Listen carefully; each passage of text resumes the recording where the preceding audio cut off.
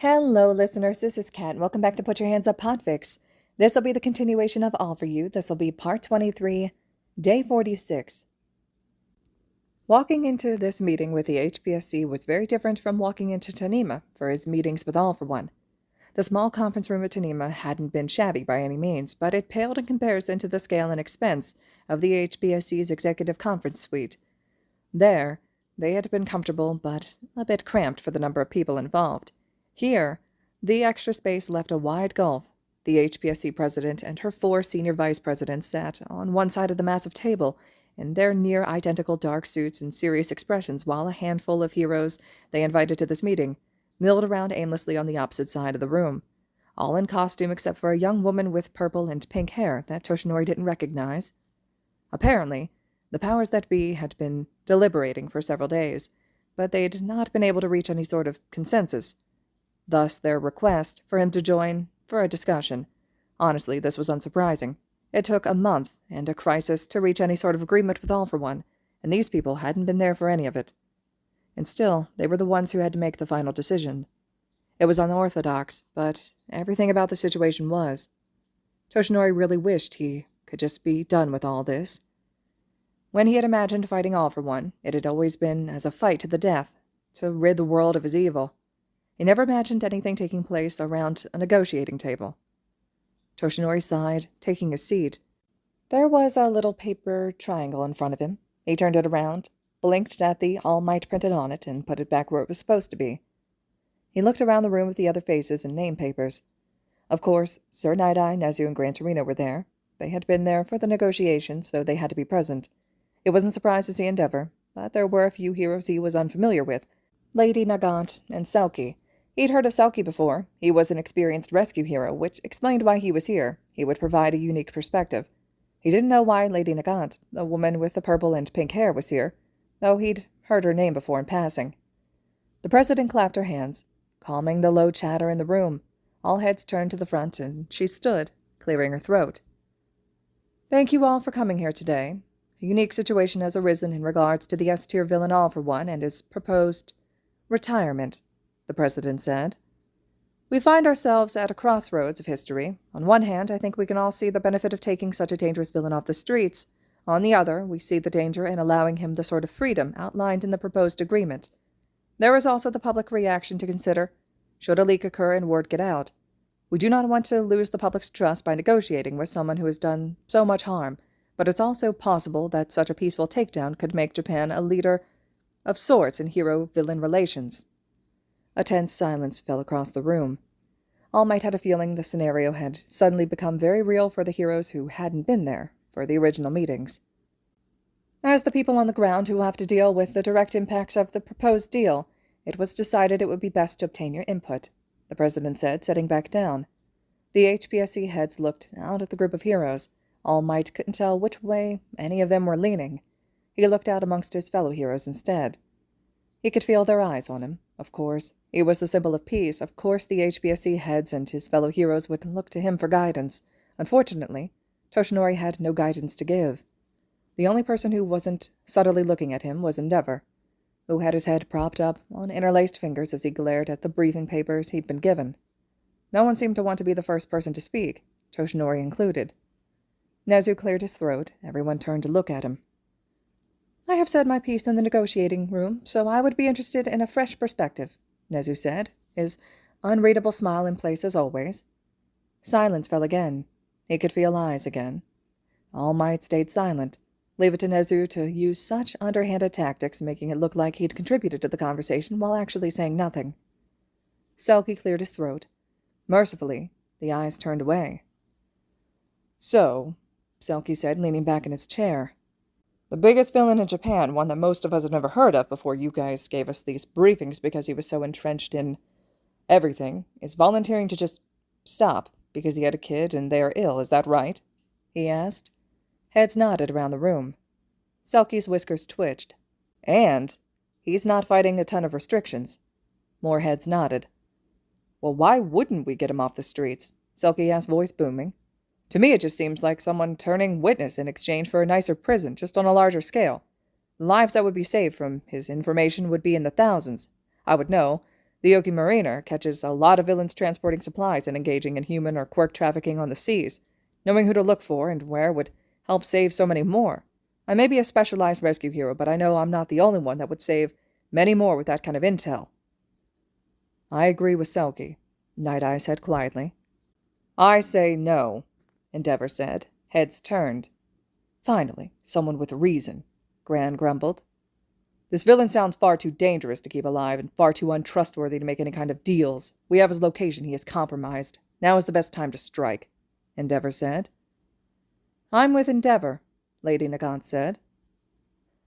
I do not agree, All Might said, the words out of his mouth before he could really register what he was saying. All eyes turned to him again. He resisted the urge to fidget. As much as it pains me to say, I don't think we could take him down as easily as you think. He is ancient, and he's only gathered more power since the last time we directly confronted him. Toshinori, Gran hissed. He pressed on. When he killed my mentor. Endeavor glared at All Might. If he's murdered someone close to you, All Might, then wouldn't you want... I do. I did, Toshinori admitted. But we can't think about what we want. We have to think about what's best, and knowing what I know, I think having him under voluntary arrest, even if it's not the level of punishment he deserves, would save more lives in the end. Selkie nodded, and Toshinori nodded back. It wasn't much, but he was grateful for the support. A moment of tense silence passed. Ignoring the risks I already mentioned to the greater public, what about the baby? Endeavor asked sharply. What?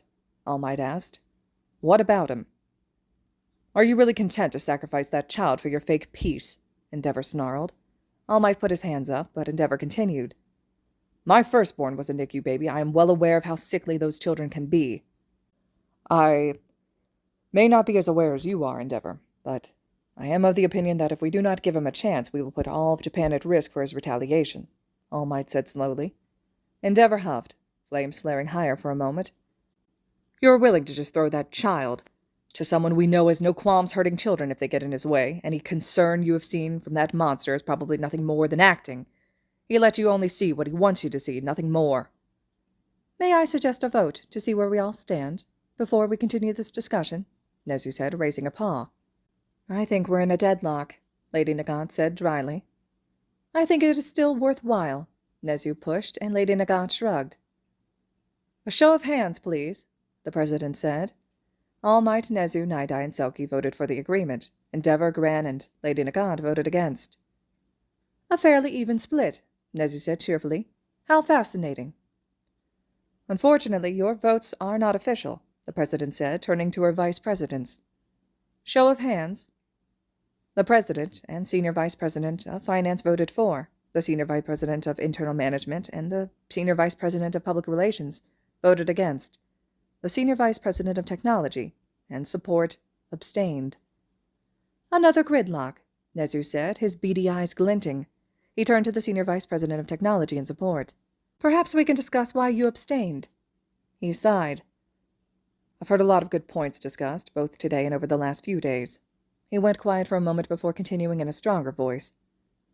I agree that man, if he can be even called that, needs to be punished, but there is a practical part of me that sees the benefit in pacification, even if it comes at the cost of one child. I am from Hokkaido. I was there when the last incident of this nature took place. Pragmatically, I know that the result of these negotiations may be the best, most peaceful outcome we can hope for. Ethically, I can't condone the lax nature of his restrictions. And yet, or perhaps thus, you find yourself as the tiebreaker, Nezu said. Yes, how ironic, he said dryly. What if, Lady Nagant said, hesitating, we add another restriction? All Might turn to look at her, shifting in place.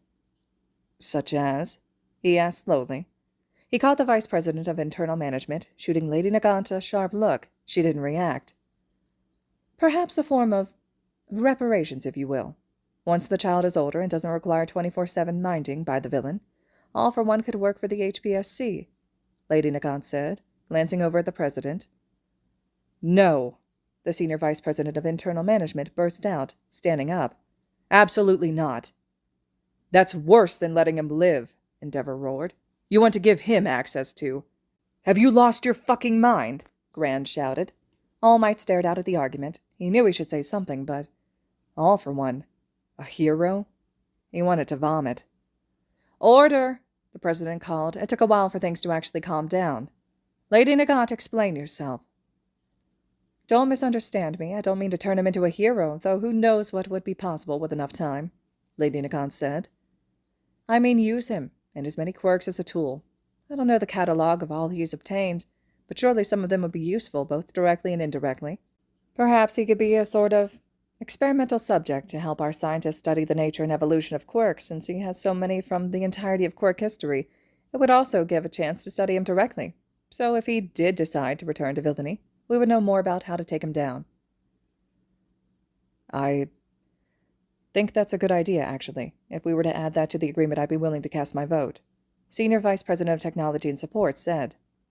Another vote was cast. The decision made, tie broken by the Senior Vice President of Technology and Support. Toshinori looked down at the villain rehabilitation sponsor form in his hand. He stared at All for One's vile grin.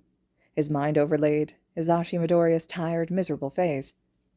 He hoped that this was the right decision, that Nana would have made the same one, that All for One would even accept the new condition. He couldn't say what she would have done for sure, and he knew Gran was still against it. But something deep in his heart told him that if All for One, if Izuku Midoriya, really would be a good parent, really would stop for the sake of his child, something told him she would have approved. Day 50. The proposed extra restriction was sent in writing to Tanima Memorial. All for One signed and agreed to the restriction before the business day was out. Discussion amongst the heroes in HPSC turned to logistics. All right, listeners, this concludes Day 50 of All for You. Day 53 will be up next. I hope you all are still enjoying, and as always, thank you so much for listening.